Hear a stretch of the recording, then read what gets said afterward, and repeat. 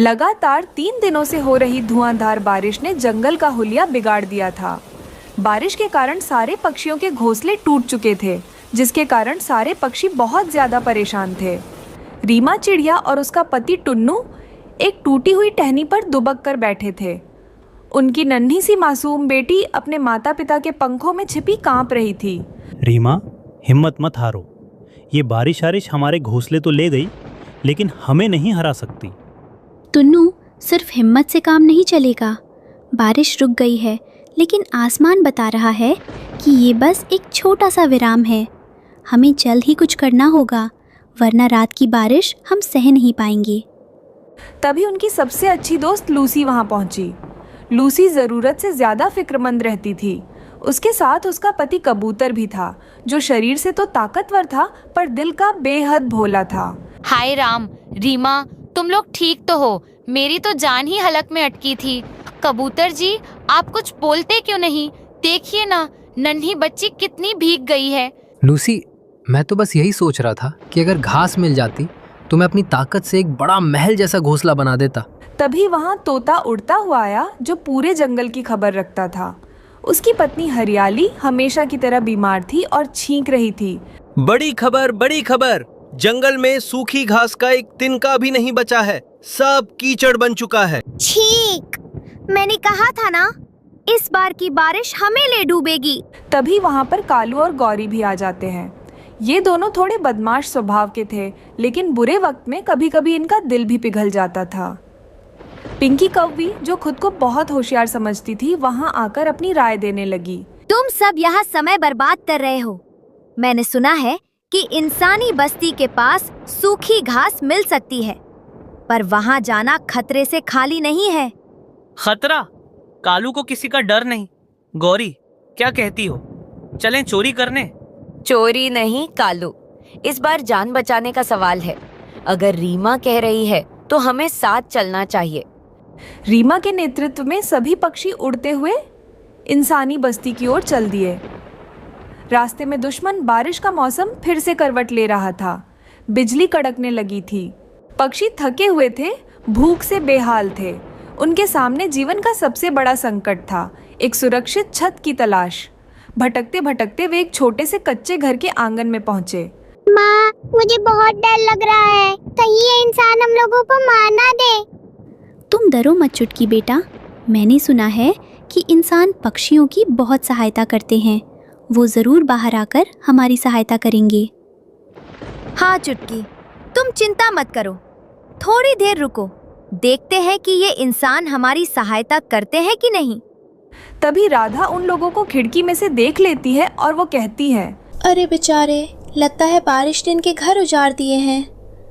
डरो मत नन्हे परिंदों, मैं तुम्हारी मदद करती हूँ। राधा ढेर सारी सूखी घास, जूट के रेशे और खाने के लिए दाने ले आई। उसने आंगन के छप्पर के नीचे सूखी जगह पर घास का ढेर लगा दिया। आओ आओ पक्षियों, सारे लोग आकर घास और अनाज लेकर जाओ। तुम लोगों को किसी बात की चिंता करने की जरूरत नहीं है। मैं हमेशा पक्षियों की मदद करती हूँ। ऐसा कहकर राधा वहाँ से चली जाती है। राधा की मदद देख पक्षियों की आंखों में चमक आ गई। अब समय कम था और काम बहुत ज्यादा। सब सुनो, टुन्नू और कबूतर, तुम लोग भारी घास उठाओ। लूसी, तुम नन्ही बच्ची का ध्यान रखो। कालू और गोरी, तुम लोग निगरानी करो कि कोई जानवर ना आए। तोता भाई, आप हमें बताते रहना कि बादल कितनी दूर हैं। चिंता मत करो रीमा, आज मेरी ताकत इन घोंसलों को फौलाद बना देगी। सभी पक्षी जी जान से जुट गए। कालू और गोरी ने भी अपनी बदमाशी छोड़ दी और राधा द्वारा दिए हुए घास से अपने लिए घोंसला बनाने लगे। पिंकी अपनी होशियारी का इस्तेमाल घोंसला बेहतर बनाने में कर रही थी। देखो, इसे ऐसे मोड़ो ताकि पानी अंदर ना आए। सारे लोग सूखी घास का अच्छे से इस्तेमाल करना। जैसे ही आखिरी घोंसला तैयार हुआ, आसमान फिर से फट पड़ा। धुआंधार बारिश शुरू हो गई, लेकिन इस बार पक्षी डरे हुए नहीं थे। वे राधा के घर की मुंडर और पेड़ों पर बने अपने नए मजबूत घोंसलों में सुरक्षित थे। राधा अपनी खिड़की से ये सब देख रही थी और मुस्कुरा रही थी। जंगल के वे पक्षी जो कभी अलग अलग रहते थे, आज एक परिवार बन चुके थे। माँ, क्या अब हम नहीं भीगेंगे? नहीं बेटा, इंसान की अच्छाई और हमारे अपनों की एकता ने आज हमें बचा लिया। रीमा, मुझे माफ करना, मैं सिर्फ डरती रही, पर राधा ने और तुम सब ने कमाल कर दिया। अब तो बस दाने खाओ और बारिश का मजा लो। राधा की दया और पक्षियों की मेहनत ने दुश्मन बारिश को हरा दिया था। उस रात बारिश तो तेज थी, पर हर घोंसले में सुकून की गर्माहट थी।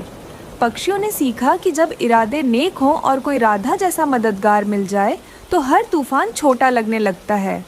एक ऊंचे घने बरगद के पेड़ पर रीमा चिड़िया अपने 2 नन्हे बच्चों चुटकी और कुक्कू के साथ रहती थी। रीमा का जीवन आसान नहीं था। उसके पति को पिछले साल एक शिकारी ने पकड़ लिया था और तब से रीमा ने अकेले ही बच्चों को पालने की कसम खाई थी। वो दिन रात दाना जुटाती और अपने बच्चों को हर खतरे से बचाकर रखती थी। कालू कौवा, जो हमेशा दूसरों पर रोब झाड़ता था, अक्सर पास के पेड़ से व्यंग्य करता, अरे रीमा, तू अकेली क्या कर लेगी? इस बार बारिश इतनी होगी कि तेरा कच्चा घोंसला बह जाएगा और तेरे बच्चे भूखे मरेंगे।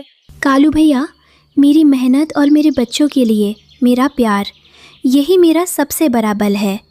कुदरत की कोई चुनौती मुझे डरा नहीं सकती। एक दिन जंगल में अचानक काले घने बादल छा गए। उल्लू, जो दूर पहाड़ों से खबर लाया था, हाँफते हुए आया। सभी तैयार हो जाओ, इस बार ऐसी बारिश आएगी कि कई दिनों तक सूरज नहीं दिखेगा। अपने अपने घोंसले मजबूत कर लो और खूब सारा अनाज जमा कर लो। जंगल में पक्षियों में हड़कंप मच गया। सब अपने घोंसलों को मजबूत करने और दाना इकट्ठा करने में जुट गए। कालू कौवा और उसकी पत्नी गोरी का घोंसला कमजोर था।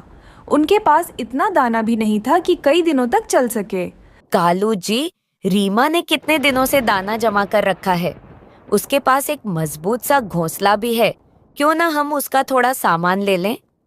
अरे गौरी, तुम्हारा उपाय तो बहुत अच्छा है। अब तो हम लोगों को कोई भी मेहनत करने की जरूरत नहीं है। ये दाना अब हमारा है। कालू ने मौका देखा। जैसे ही रीमा भोजन की तलाश में नीचे गई, कालू ने उसके घोंसले पर हमला कर दिया। अंकल, आप हमारा दाना क्यों ले जा रहे हैं? माँ ने बहुत मेहनत से सब कुछ जमा किया है, आप ऐसे मत कीजिए। तुम्हारी माँ अकेली क्या कर लेगी? ये जंगल अब मेरा राज है। कालू ने सिर्फ दाना और घोंसला ही नहीं छीना, बल्कि उसने जानबूझकर रीमा के घोंसले की नींव को भी ढीला कर दिया ताकि तेज हवा में वो टूट जाए। ऐसा करके कालू और गोरी वहाँ से भाग जाते हैं। थोड़ी देर बाद धुआंधार बारिश शुरू हो जाती है। तभी वहाँ पर रीमा आकर देखती है तो उसका घोंसला टूट चुका था और उसके बच्चे रो रहे थे। मेरे बच्चों, ये क्या हुआ? किसने किया ये? माँ, कालू अंकल आए थे, उन्होंने हमारा सब कुछ ले लिया और घोंसला भी तोड़ दिया। तभी बिजली कड़की और बारिश तेज हो गई। हवा इतनी तेज थी कि पेड़ हिलने लगे। रीमा जानती थी कि इस तूफान में वे खुले में नहीं रह सकते। उसके बच्चों के पंख अब भी इतने मजबूत नहीं थे कि वे उड़ सके। मुझे अपने बच्चों को बचाना होगा, कैसे भी करके। उसने अपने दोनों बच्चों को अपने पंखों में कस लिया और इंसानी बस्ती की तरफ उड़ चली और वह उन्हें बचाने के लिए एक पुराने बरगद के तने की खोखल में घुसने की कोशिश करने लगी, लेकिन खोखल बहुत छोटी थी। उसने बच्चों को खोखल के अंदर धकेला और खुद उसके मुंह पर एक ढाल बनकर खड़ी हो गई। तुम चिंता मत करो छुटकी बेटा, मैं अभी कुछ ना कुछ करती हूँ। माँ, मुझे बहुत ठंड लग रहा है और बारिश का पानी इस पेड़ के अंदर आ रहा है। माँ, ऐसा कहकर वो चिड़िया पूरी रात अपने पंखों से बारिश का पानी अंदर आने से रोकने लगी। तेज बारिश की बूंदें उसके शरीर पर पड़ रही थीं। बिजली चमक रही थी और हवाएं उसे बार बार धकेल रही थीं, पर वह टिकी रही। पूरी रात रीमा अपने बच्चों के लिए ढाल बनी रही। उसकी आंखें लाल हो चुकी थीं और शरीर ठंड से कांप रहा था, पर ममता की आग उसे बुझने नहीं दे रही थी। सुबह जब बारिश थमी और सूरज की पहली किरण निकली तो रीमा का शरीर अकड़ गया था। वह बुरी तरह थक चुकी थी। तभी वहाँ से किसान की पत्नी और उसकी बेटी राधा गुजर रही थी। राधा ने उस चिड़िया को देखा। माँ, देखो, उस चिड़िया ने अपने बच्चों को कैसे बचाया है। वह पूरी रात ढाल बनी रही। बेचारी, आओ इसे अंदर ले चले, इसे मदद की जरूरत है। वे रीमा और उसके बच्चों को धीरे से उठाकर अपने घर ले आए। उन्होंने रीमा को गर्मा गर्म खिचड़ी और पानी और गर्मा गर्म दाना दिया। रीमा धीरे धीरे ठीक होने लगी। कुछ दिनों बाद जब रीमा ठीक हो गई तो वह अपने बच्चों के साथ जंगल में गई। उसने देखा कि कालू और गोरी का घोंसला पूरी तरह बह चुका था। वे दोनों ठंड और भूख से बेहाल एक टूटी टहनी पर बैठे रो रहे थे। रीमा बहन, हमें माफ कर दो। हमने तुम्हारे साथ बहुत बुरा किया। हमारे कर्मों का फल हमें मिल गया। हमने लालच में आकर सब कुछ खो दिया। अब हमारे पास न घर है न कोई सहारा। रीमा का दिल पसीज गया। उसने अपने पास बचा हुआ कुछ दाना उनके सामने रख दिया। कालू भैया, बुरे कर्म का फल हमेशा बुरा ही होता है, लेकिन मैं तुम्हें माफ़ करती हूँ। जंगल में किसी को भूखा नहीं रहना चाहिए। रीमा और उसके बच्चे किसान के घर वापस लौट आए। किसान की पत्नी ने उनके लिए बरामदे में एक सुंदर मजबूत घोंसला बना दिया था। अब रीमा और उसके बच्चे उस घर का हिस्सा बन चुके थे। हर सुबह रीमा अपनी मधुर आवाज़ में गाती, जो किसान के परिवार के लिए एक नया सवेरा लाती थी। माँ, अब हमें कभी डर नहीं लगेगा। नहीं बेटा, जब तक हम सच और नेकी के रास्ते पर चलेंगे, कोई तूफान हमें छू भी नहीं पाएगा। यहाँ हमें प्यार और सुरक्षा दोनों मिली है। दूसरों का बुरा करने वालों का अंत बुरा ही होता है, जबकि ममता और सच्चाई की हर हाल में जीत होती है। पहाड़ों के पास स्थित एक छोटा सा जंगल पूरी तरह से सफ़ेद चादर में ढका हुआ था। कड़ाके की ठंड पड़ रही थी। आसमान से लगातार बर्फ गिर रही थी, जैसे रुई के फाहे बरस रहे हों। हर तरफ खामोशी थी, लेकिन पक्षियों की दुनिया में एक अलग ही संघर्ष चल रहा था। एक पुराने बरगद के पेड़ पर रीमा चिड़िया अपने परिवार के साथ रहती थी। उफ, आज ठंड कुछ ज़्यादा ही है। ऐसा लगता है जैसे हवा हड्डियाँ को भी जमा देगी। माँ देखो, बाहर सब कुछ कितना सफेद है। मैं बाहर खेलने जाऊँ? मुझे बर्फ का गोला बनाना है। नहीं चुटकी, बाहर कदम भी मत रखना। पंख गीले हो गए तो उड़ नहीं पाओगी। रीमा, इसे समझा। बाहर हालात बहुत ख़राब हैं। मैंने पूरे जंगल का 2 बार चक्कर लगाया। मेरी रफ्तार तेज़ है, पर फिर भी दाना कहीं नहीं मिला। सब कुछ बर्फ़ के नीचे दब गया है। कोई बात नहीं टुन्नू, तुम निराश मत हो। हम सब साथ हैं, यही काफ़ी है। हमारे पास कल का थोड़ा बचा हुआ अनाज है, हम मिल बांट कर खा लेंगे। रीमा भावनात्मक रूप से बहुत मजबूत थी। जहाँ दूसरे पक्षी घबरा रहे थे, वो अपने परिवार का मनोबल बढ़ा रही थी। थोड़ी ही दूर कबूतर और उसकी पत्नी लूसी का घोंसला था। लूसी अपने पति को लेकर बहुत ज़्यादा सुरक्षात्मक थी। तुम बिल्कुल भी बाहर नहीं जाओगे। तुम्हें छींक आ रही थी। अगर बीमार पड़ गए तो? मेरे पास तो दवाई भी नहीं है। अरे लूसी, पर मुझे भूख लगी है और मुझे रीमा दीदी से मिलना था। भूख लगी है तो ये सूखा पत्ता चबा लो, लेकिन बाहर नहीं। पिंकी ने कहा है कि तूफान आने वाला है। तभी पिंकी कव्वी, जो बहुत समझदार थी, वहाँ आती है। उसके साथ तोता भी है। लूसी सही कह रही है। मैंने हवा का दबाव महसूस किया है। बादलों का रंग गहरा भूरा हो रहा है। बहुत बड़ा बर्फीला तूफान आने वाला है। हमें कोई सुरक्षित जगह ढूंढनी होगी। ये पेड़ अब सुरक्षित नहीं है। सही कहा, सही कहा। मेरी चोंच ठंड से अकड़ रही है। हमें इंसानों की बस्ती की तरफ चलना चाहिए। उसी पेड़ की सबसे ऊंची डाल पर कालू कौवा का आलीशान घोंसला था। वो अपने घमंड में चूर था। उसकी पत्नी गौरी और बेटा जग्गू भी वहाँ थे। कालू की बूढ़ी माँ कोने में बैठी हुई थी। देखो उन बेवकूफों को, इंसानों के पास जा रहे हैं। हम सबसे ऊपर हैं, सबसे ताकतवर। हमें कहीं जाने की जरूरत नहीं। पापा, वो देखो चुटकी, वो डर रही है। मैं उसके ऊपर बर्फ गिराता हूँ। जग्गू एक टहनी हिलाता है और ढेर सारी बर्फ चुटकी के ऊपर गिरती है। माँ, मेरी आंखों में बर्फ चली गई। जग्गू, ये क्या बदतमीजी है? कालू, तुमने अपने बेटे को यही सिखाया है? दूसरों की मुसीबत पर हंसना कायरता है। अरे माँ जी, आप चुप रहिए। बच्चे खेल रहे हैं। ये खेल नहीं, क्रूरता है। याद रखना, कुदरत का कहर अमीर गरीब या ताकतवर कमज़ोर नहीं देखता। जब मुसीबत आएगी तो यही पड़ोसी काम आएंगे। मुझे किसी की जरूरत नहीं है माँ। आप बस अपना ज्ञान अपने पास रखो। शाम होते होते पिंकी कव्वी की भविष्यवाणी सच साबित हुई। हवाएं चीखने लगीं। बर्फबारी इतनी तेज हो गई कि एक हाथ की दूरी पर भी कुछ दिखाई नहीं दे रहा था। हे भगवान, आज क्या होगा? रीमा, घोंसला हिल रहा है, पकड़ कर रखो। अचानक तेज हवा के झोंके से कालू का घोंसला, जो सबसे ऊपर था, टूटकर गिर गया। कालू, गौरी और जग्गू बर्फ में गिर पड़े। उनका घोंसला नष्ट हो चुका था। कालू की माँ किसी तरह एक टहनी पर लटकी हुई थी। बचाओ, गौरी, जग्गू, मेरे पंख फंस गए हैं। रीमा ने यह देखा। टुन्नू, हमें उनकी मदद करनी होगी। लेकिन रीमा, वो हमारे दुश्मन है और बाहर जानलेवा ठंड है। दुश्मन बाद में है, पहले वो पक्षी है। अगर हमने मदद नहीं की तो वे मर जाएंगे। इंसानियत सिर्फ इंसानों के लिए नहीं होती। रीमा और टुन्नू ने अपनी जान की परवाह किए बिना उड़ान भरी और कालू की माँ को संभाला। पिंकी, तोता और कबूतर भी आ गए। सब ने मिलकर कालू के परिवार को बर्फ से निकाला। सभी पक्षी अब बेघर थे। उनका पेड़ अब सुरक्षित नहीं था। अब हम लोगों को यहाँ से जाना होगा। वे उड़ते उड़ते पास के एक गांव में एक किसान के घर के पास पहुँचे। पापा, मुझे बहुत ठंड लग रही है, मेरे पैर सुन्न हो रहे हैं। इधर आओ बच्चे। गौरी, तुम भी इधर सटकर बैठो, आपस की गर्मी से ही जान बचेगी। लूसी बहन, मैंने तुम लोगों का इतना मजाक उड़ाया और आज तुम ही मेरे बेटे को बचा रही हो। दोस्ती में कोई हिसाब नहीं होता कालू भाई। तभी खिड़की के अंदर से एक महिला की नज़र उन पर पड़ी। वो किसान की पत्नी सुनीता थी। वो बहुत दयालु थी। हे भगवान, इतने सारे पक्षी बेचारे कैसे ठिठुर रहे हैं। इस तूफान में ये कहाँ जाएंगे? इनका तो घोंसला भी नहीं बचा होगा। किसान की पत्नी तुरंत बाहर आती है और अपने स्टोर रूम का दरवाज़ा खोल देती है। आओ आओ नन्हे मेहमानों, डरो मत, यहाँ आ जाओ, बाहर बहुत ठंड है।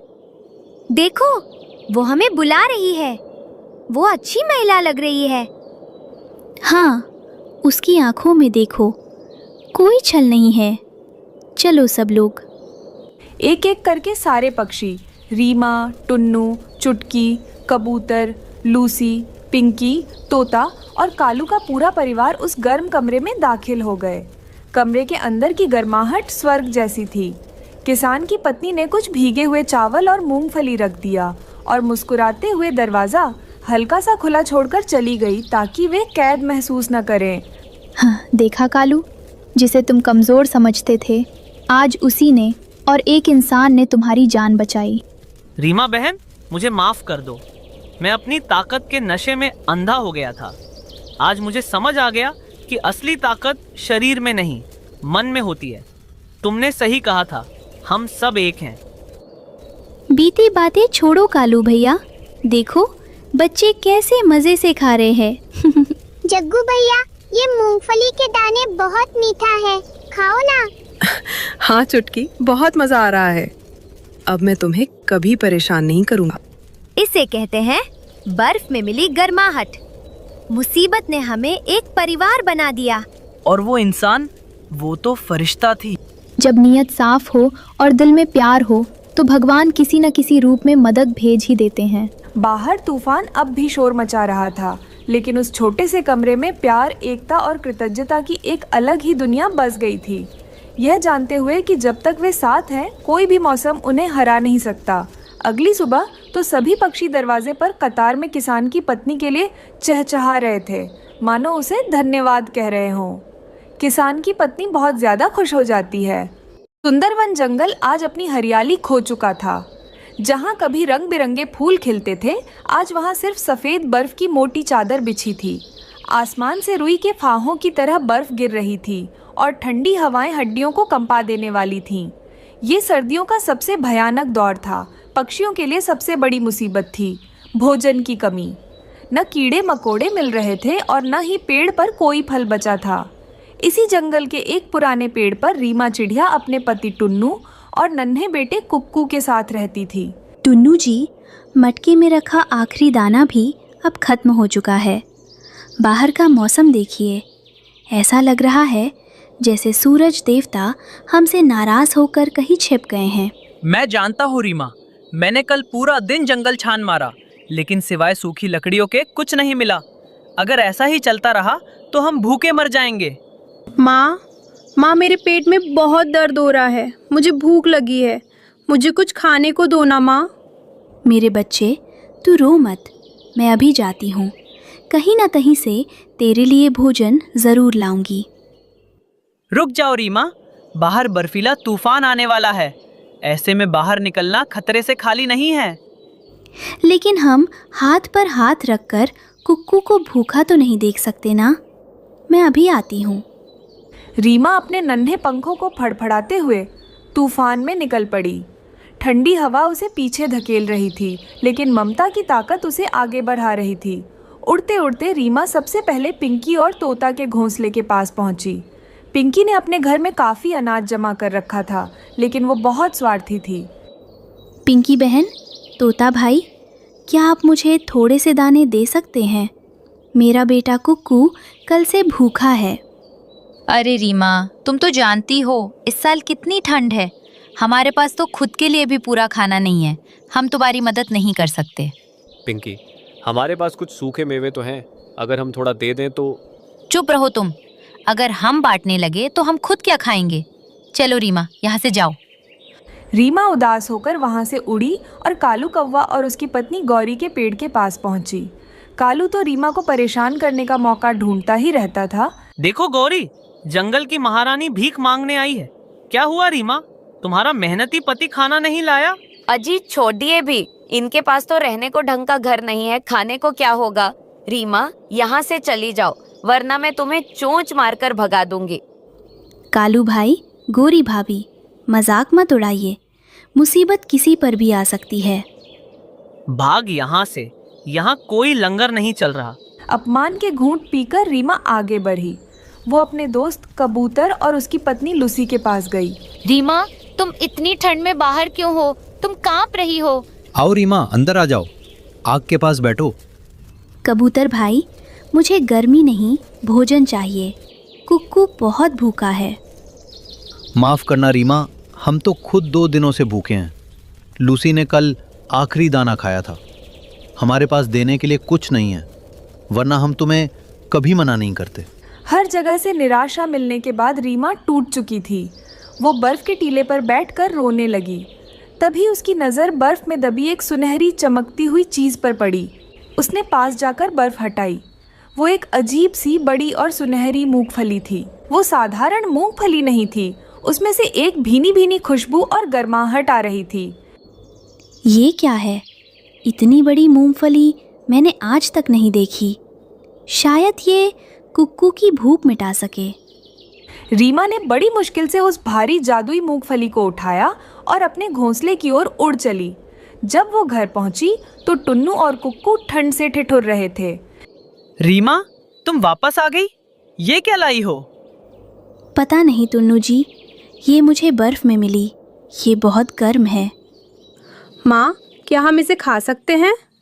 जैसे ही रीमा ने उस मूंगफली को अपने घोंसले के फर्श पर रखा, अचानक एक चमत्कार हुआ। मूंगफली से तेज रोशनी निकली और वो बढ़ने लगी। देखते ही देखते वो मूंगफली इतनी बड़ी हो गई कि उसने एक विशाल घर का रूप ले लिया। सभी की आंखें फटी की फटी रह गईं। वो अब सिर्फ एक दाना नहीं था, बल्कि एक जादुई मूंगफली का घर बन चुका था। उसका बाहरी खोल छत बन गया था और अंदर का हिस्सा नरम और खाने योग्य गुदे से भरा था। ये तो चमत्कार है रीमा। ये घर तो पूरा का पूरा भोजन से बना है। चलो अंदर चलकर देखते हैं। जैसे ही वे अंदर गए, वहाँ बाहर की ठंड का नामो निशान नहीं था। अंदर का तापमान बहुत सुहावना था। दीवारों पर मूंगफली का मक्खन और गिरी लगी हुई थी। वाह, यम्मी! माँ, मैं दीवारों को खा सकता हूँ? हाँ बेटा, जी भर के खाओ। ये ईश्वर का वरदान है। रीमा, टुन्नू और कुक्कू ने पेट भरकर स्वादिष्ट मूंगफली खाई। अब उनके पास न केवल रहने के लिए एक गर्म और मजबूत घर था, बल्कि इतना खाना भी था जो पूरी सर्दियां खत्म नहीं होता। जादुई घर की महक पूरे जंगल में फैल गई। कालू, गोरी, पिंकी और तोता, जो ठंड और भूख से बेहाल थे, उस खुशबू का पीछा करते हुए वहां आ पहुंचे। कबूतर और लूसी भी वहां आए। वे सभी रीमा के जादुई मूंगफली के घर के बाहर खड़े होकर ललचाई नज़रों से देख रहे थे। रीमा ने खिड़की से उन्हें देखा। गोरी, देख रही हो? ये तो रीमा का घर है।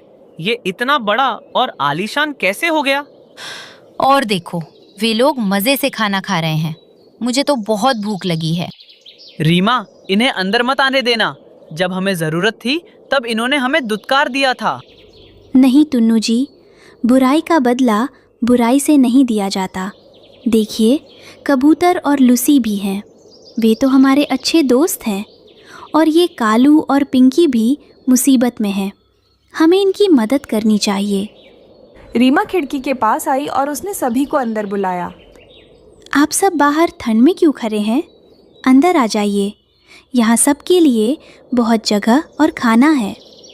रीमा, तुम सच में बहुत महान हो। हमने तुम्हारी मदद नहीं की, फिर भी तुम। रीमा बहन, मुझे माफ कर दो। मैंने तुम्हारा बहुत मजाक उड़ाया। आज मुझे समझ आ गया कि अमीरी दिल की होनी चाहिए, घोंसले की नहीं। हाँ रीमा, हमें अपनी गलती का पछतावा है। क्या तुम हमें माफ करोगी?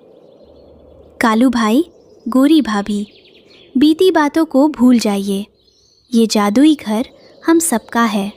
आओ, साथ मिलकर भोजन करते हैं।